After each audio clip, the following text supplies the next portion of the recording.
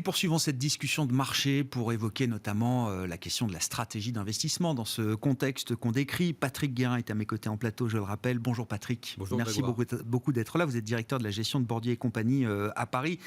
Je voulais qu'on prenne le temps quand même de faire un peu l'analyse des dernières semaines. On a un mois de guerre de haute intensité révolue désormais. Le conflit a été entamé le 24 février dernier. Si on prend cette période comme référence, on a des indices actions, les indices majeurs européens, américains, qui sont sur les niveaux du 24 février, voire au-delà des niveaux du 24 février. Déjà, comment on analyse cette situation qui est toujours impressionnante ?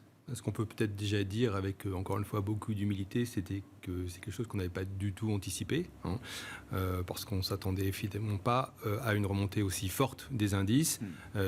Presque on a vécu 4 semaines un peu folles, si je peux dire. C'est-à-dire que entre le plus bas et le plus haut, on a à peu près repris 10% sur l'Eurostock. L'exercice est à peu près le même sur les indices américains. Donc ça va un petit peu à l'encontre de ce qu'on avait envisagé, soyons honnêtes. On avait, nous, par exemple, chez Bordier, décidé de réduire un peu la voilure au début du mois de mars, dans notre exposition aux actions, en considérant que même s'il fallait rester investi, il n'était quand même pas totalement déraisonnable de réduire précisément le taux d'investissement.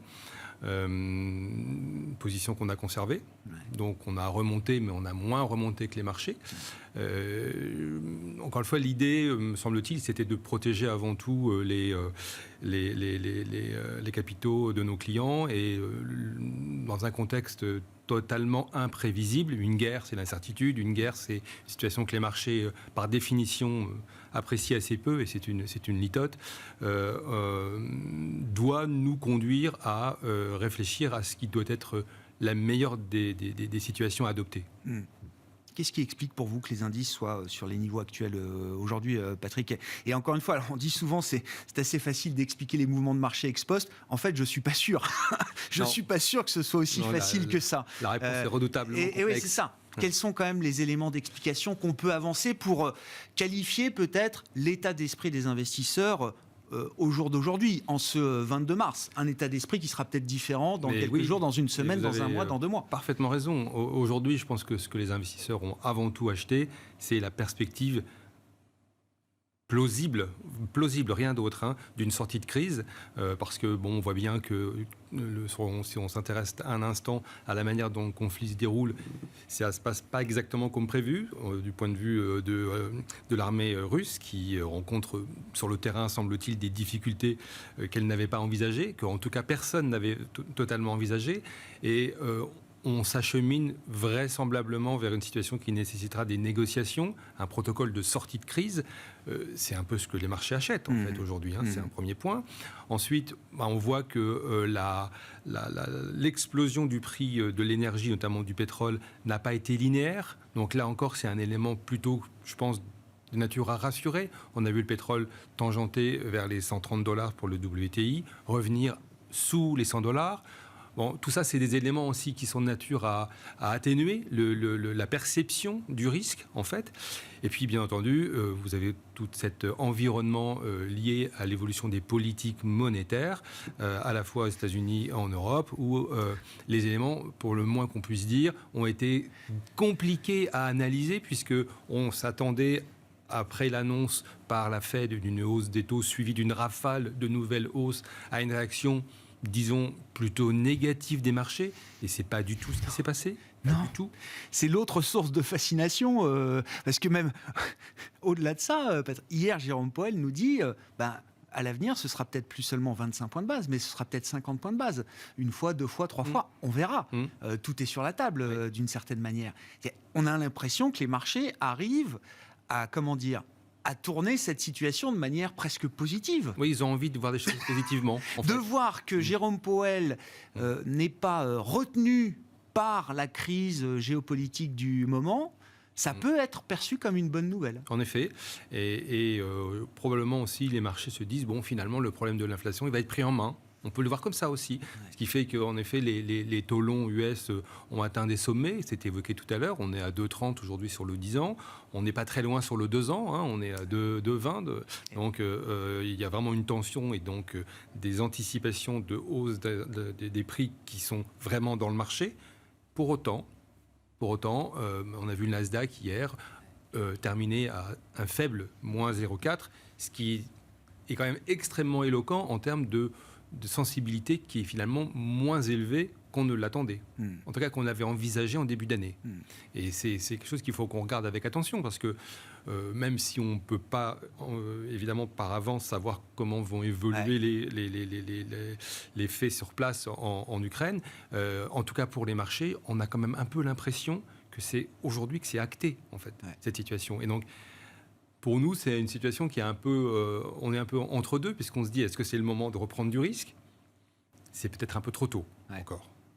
Oui, mais c'est intéressant le sujet de la tech, parce que, alors évidemment, gestion privée, maison suisse, ce sont évidemment des grandes valeurs patrimoniales qui sont détenues par vous, vos clients, bien et sûr, cet univers, on va dire, de la gestion privée en Suisse, Patrick, de voir que la tech... Alors, ne baisse plus sur l'idée de la normalisation rapide de la Fed, ne baisse plus également sur l'idée d'un conflit ou d'une crise géopolitique majeure, de problèmes sanitaires en Chine, etc. Est-ce que c'est un message, effectivement, qu'il faut retenir aujourd'hui, par exemple ? Il faut Sachant regarder... que la tech avait commencé à baisser avant tous les épisodes récents de crise géopolitique, etc. Le Nasdaq a marqué son point en novembre 2021, de mémoire. Oui. Et puis a retracé, en fait, et est revenu en territoire de bear market il n'y a pas si longtemps que ça, en fait. Et c'est-à-dire bear market, ça veut dire moins 20 quand même. Alors évidemment, le Nasdaq, c'est un peu un fourre-tout. On trouve des très belles valeurs de croissance, celles que nous aimons et que nous avons dans le portefeuille. Et puis il y a d'autres valeurs qui sont des valeurs, certes, de croissance, mais non profitables. Donc, toutes ces valeurs étaient toutes entraînées à la baisse. Aujourd'hui, le marché arrive à discerner et à faire le tri entre celles qui sont véritablement des valeurs de croissance durable, celles qu'on aime bien, celles que vous évoquiez, et puis les autres. Nous pensons que très probablement cette tendance qui se dessine va continuer à marquer, à être confortée dans les prochaines semaines et les prochains mois. Donc on reste investisseur sur ces valeurs-là. Ce statut de valeur patrimoniale, il reste valable aujourd'hui pour la tech rentable, et bon, les GAFAM, les grandes valeurs. Ce sont des valeurs, en fait, qui sont présentées à la fois comme des valeurs patrimoniales, mais parce qu'elles sont présentées comme des valeurs refuges, en fait, dans une situation qui est difficile à lire, qui reste complexe, qui est susceptible d'évoluer très rapidement. Il y a un retour, en fait, aux fondamentaux, et il y a ces très belles valeurs dont, entre-temps, la valorisation s'est évidemment dépréciée. Donc c'est doublement attrayant. On évoquait la Chine avec l'intervenante précédente, Laetitia Baldeschi de CPRAM. Qu'est-ce que vous retenez de l'analyse qu'elle nous proposait de la stratégie et de la situation chinoise aujourd'hui, et puis sur le plan de l'investissement? Là aussi, depuis quelques années, aux côtés des grandes et des belles valeurs patrimoniales technologiques américaines, on a vu arriver aussi grandes et belles valeurs technologiques chinoises, qui ont pris un sacré coup depuis 2 ans.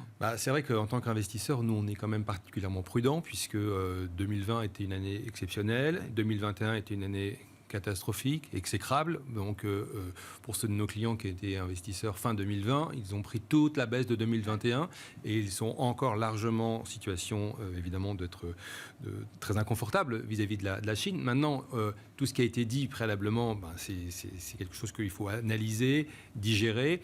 Et en effet, on voit bien qu'il y a peut-être un corner en ce moment qui s'ouvre, puisqu'on a très récemment vu le gouvernement chinois avoir une approche beaucoup plus conciliante vis-à-vis de certain nombre de sujets qui faisaient débat, et même plus que débat, avec les US, notamment pour celle des valeurs qui étaient à la fois cotées à Hong Kong et cotées sur le Nasdaq. Bon, on voit qu'il y a une volonté de compromis. Bon, elle intervient probablement pas par hasard, cette volonté de compromis, puisque c'est au moment précisément où les Américains demandent aux Chinois de rester à l'écart du conflit qui oppose l'Ukraine à la Russie. Donc c'est un ensemble géopolitique qu'il faut considérer. Donc oui, regardez les marchés chinois qui, on l'a dit tout à l'heure, sont devenus très bons marchés aujourd'hui. Le PE moyen était à 18 au plus haut de 2021, il est redescendu à 10 aujourd'hui.